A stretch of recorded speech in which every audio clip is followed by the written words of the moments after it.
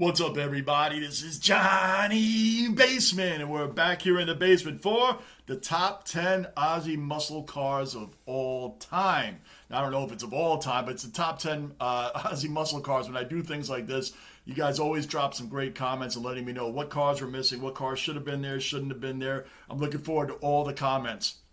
Please subscribe to the guy's channel that I got this from, Muscle Car Enthusiasts. Please subscribe to him and subscribe to this channel as well. Bell notice, hit the like button, drop your comments down below. Let's get this started here with the top 10 Aussie muscle cars. Let's get it going.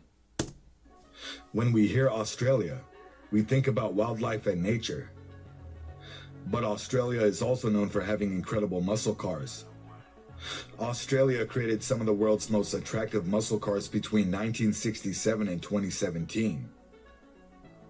These are the top 10 Aussie muscle cars. Starting off at number 10, we have the 1967 Ford XR Falcon GT. The Australian muscle car was born out of this vehicle. Proof that the bronze-only XR GT was invincible at the Bathurst 67 instead of being a race for gentlemen. The Great Race became a battleground for manufacturers. 168 kilowatt, 289 cubic inch V8, 4-barrel carb, larger brakes, retuned suspension, and a floor-mounted, all synchro, close ratio 4-speed. Beautiful. That's back when you could work on your own cars. They better have the Phase 3 in here. Andrew Moffat, I know he won those freaking Bathurst with the Ford Falcon GTHO Phase 3. That's the car that I really, really love. That better be on this list. Let's keep it moving. But this car here, beautiful. Look at that interior, man. Wow. Wow. The stick, the manual, everything, man. I love it. Were the features of the police-spec Fairmount that served as the basis for the GT. And it sparked an ongoing emotional feud between us and Holden that is still going strong. At number 9, we have the 1969 Holden HT Monaro GTS 350. With its iconic original form, the powerful HT GTS 350 is the quickest Monaro ever. The entirely imported 186 kilowatt, 327 cubic inch V8, 5.3 liter engine of the 1968 Bathurst winning HK GTS was so I'm not going to keep stopping it, I promise. Engine of the 1968 Bathurst winning HK GTS. And then I stop it, right? I'm just trying to get to this part right here. Look at that. You could work on your own cars back then. Now everything you practically, I'm exaggerating a little bit, but you practically have to drop the whole underbody, the whole undercarriage just to get to your oil filter, man. Like this is beauty. This is time. This is back when cars had their own personalities. They had their own shape, their design, their meanness. It was their own personality. Now everything looks the freaking same. Everything looks the same. The design, the uniqueness of the vehicles back then and the real muscle cars back then they can't match that today. They just can't. Maybe engine-wise and all this other stuff that they do, but the real pure style and the form, the attitude, and the individuality of these cars is unmatched no matter what era we're in now. I'll keep it rolling from this point on. Yes, was replaced in August 1969 by a bigger, more powerful 224 kilowatt Chevy 350, 5.7 liter. This Holden can accelerate from 0 to 60 miles per hour in 6 seconds. With a peak speed of about 209 kilometers an hour and a quarter-mile time of 15.7 seconds, the automobile was faster than the original HK and more agile than the HG model that came after it. That looks like a updated Chevy Nova suspension in and a way. stronger brakes further enhanced its driving qualities. The HT350 validated its reputation by taking first place at the Bathurst in 1969, the only triumph for the incredibly gifted Colin Bond. Here at number 8, we have the 1971 Ford XY There Falcon. it is. Andrew Moffat won with this car. I know it. There it is. There's a video on my channel that shows the inside when he's actually driving the car. It's really cool, really cool. And Bond, shout out to Bond, who sent that to me. Another great Aussie that follows my channel and supports a lot of this stuff. Shout out to you, Bond. Thanks for that. GTHO Phase 3. The most impressive Australian supercar of its day was the GTHO Phase 3, the third iteration of the GTHO series. A few 300 units were manufactured with the express purpose of being homologated for the Australian Touring Car Championship. The XY Shaker is one of the most sought after GT models, and the Phase 3 GT-HO variant is among the most valuable of all Australian performance vehicles. The XY GT, which earned its nickname, Shaker, from its exposed center bonnet air scoop linked to the air cleaner of its Cleveland 351 engine, was the first and only vehicle to carry on the heritage of the authentic Australian muscle car.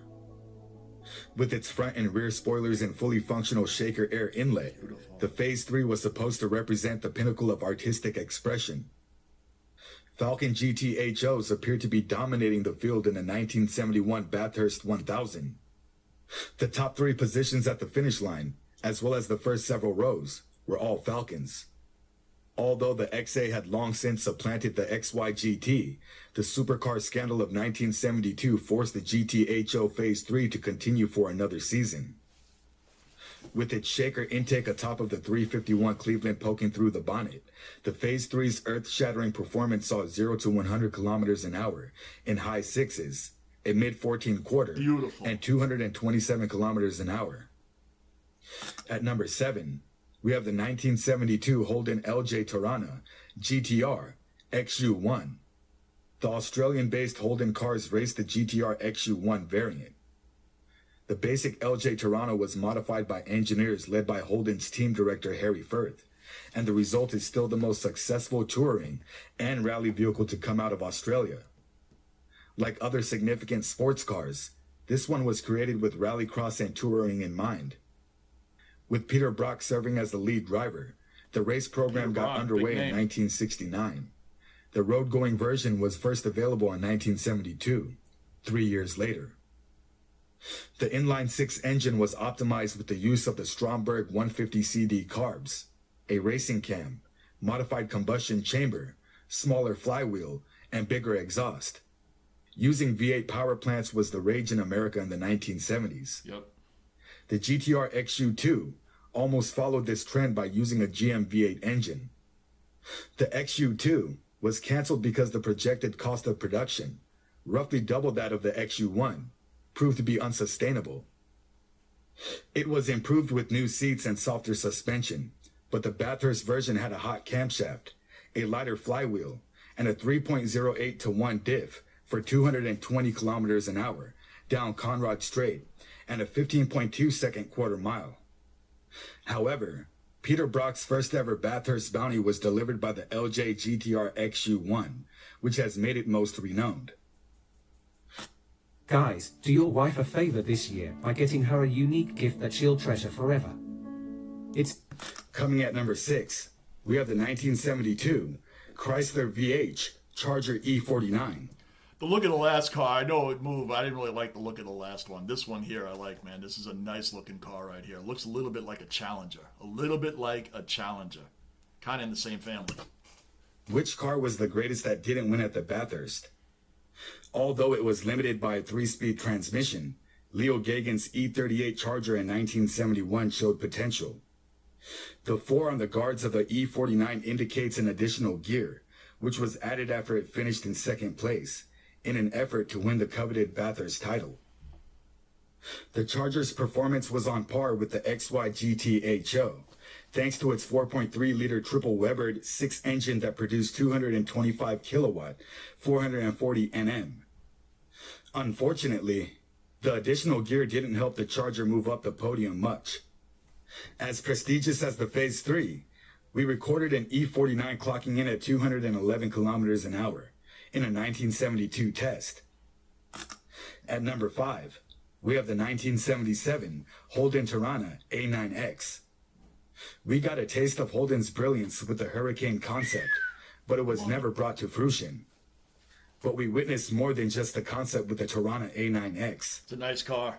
The Australian manufacturer unleashed the A9X on both public roads and racetracks, showcasing its skills in car construction. Holden manufactured the Torana from 1967 to 1980, but in 1977, the venerable A9X was added in what is now regarded as one of the greatest car upgrade packages the business has ever offered. Wow. Interestingly, the A9X is arguably the greatest example of the Torana nameplate. No other Tirana-based model or trim more exemplified the aboriginal meaning of Tirana, which is to fly, than the legendary A9X. Generally speaking, Holden vehicles have grown to be quite valuable collector's items over time, and occasionally we see them show up at auction. However, because of its legendary automotive significance, the Holden Tirana A9X is the focus of our attention. We've uncovered some amazing information on this fantastic Australian classic automobile. Now at number 4, we have the 1985 HDT VK SS Not Group a good A. looking car. The most respected was the original Group A Commodore, popularly referred to as the Blue Meanie. In 1985, Holden and HDT had to meet with new racing regulations by producing a road-going VK. With a body kit inspired by Phil Smoot, Skeel seats, I immediately think of a Ford Tempo. Look up the 1985 to 89 Ford Tempo. It was not fast, not even close. The body style reminds me of that car. It's one of Ford's worst cars they ever made. It's just a standard four-door car. This obviously is, I'm not talking about what's under the hood. I'm just talking about the look of it reminds me of that car, and that's why I don't like it off the bat. Just right off the bat. I just don't. Look up Ford Tempo, 85, 89, somewhere in that area, and that's what I'm seeing right there, even though that's not a Ford. I'm just sorry. and Momo Wheel, the Carby Holden V8 with 196 kilowatts, and I know was this is not a de-stroked to Ford. 4,987 cc for racing with a displacement under 5,000 cc for the Formula Blue Group A. Its lineage was solidified by Brock's valiant effort at Bathurst in 1985, Grice's victory in 1986, and the King's Cup at Spa in 1987. At number 3, we have the 1988 HSV VL Group A Walkinshaw. HSV's UK wind tunnel tested Group A, which was developed under Tom Walkinshaw, defeated Ford's dominating Sierra and outlasted Nissan's new Skyline GTR to win Bathurst in 1990. With a 5-speed transmission and 2 throttle bodies installed on the engine for 180 kilowatts, the Panorama Silver VL was equipped with Holden's first EFI V8. Unexpectedly, the 750 Walkies' potential collectability led to the removal of several of the outlandish body kits from brand new cars. At number 2, That's a nice we have the looking car 2016 right there. Ford FGX Falcon Sprint. It's funny because over here that's called a Ford Fusion at the time, Ford Fusion. I'm a big Ford guy, and like the Mustang is my favorite car. And there was a point in time, though, that they did very, very poor. Ford is weird. They do stuff that's just very strange. In the late 70s, if you remember, there was a big show named Charlie's Angel. They had a Ford Cobra 2 on that. It was like the most, just take the Mustang name off that. It was so egregious. It was so awful to look at. Just awful to look at. And then they got back to the right body styles in the 80s, and then they went around in 1994, I believe, and they changed the body style, went away from the 5.0 engine for a while, and then they had that body style from 94, I believe, to 2004 before they brought the old style look back, which a lot of manufacturers did. They brought that back around in like 2005. There was like a weird time there, and those two last boxy-looking cars reminded me of that era.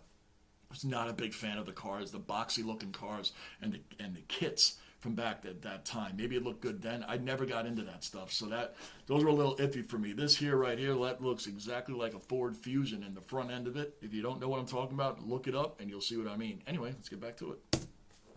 The Ford Falcon XR8 Sprint is the high-performance model that serves as the model's final farewell before it is discontinued in Australia on October 7th, 2016. After 56 years of manufacturing. With a 5.0-liter V8 supercharged engine that generates 345 kilowatts and 575 Nm, the Sprint is a powerful farewell to a legendary vehicle.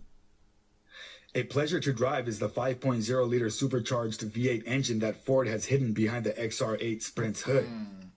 Although it isn't the most sophisticated, efficient, or technologically advanced, the XR8's engine is fantastic when paired with the 6-speed automatic transmission. A 6-speed manual is also an option. Country blasts are lively and enjoyable because there is a lot of force that is delivered cleanly and dependably. Nonetheless, The power plant is also sufficiently submissive for routine tasks within the municipality. The XR8 Sprint is a very comfortable vehicle to sit in. Although the driving posture isn't perfect, more on that later, the Falcon is generally comfortable. There is plenty of legroom in the back seats, even for tall persons. A grown guy could sit in the rear without any issues if the front passenger seats was fully reclined. Time in the saddle is made easy by a blend of suede-like material and leather. Not even the slightest bit of discomfort after 6.5 hours of driving in a single day. Finally, at number 1, we have the 2017 HSV GTS W1. After knowing that the Gen F Series GTS would be the last Aussie Commodore-based Halo vehicle, Now you notice a trend here that I was talking about at the beginning of this video? The attitude, the style, and the individuality of the cars that we saw, the Holdens and the Ford Falcons, all in the beginning of this video. Look at now, these last handful of cars all look pretty freaking similar. Similar. How about that word? Similar. We're in the basement. That's why that happens.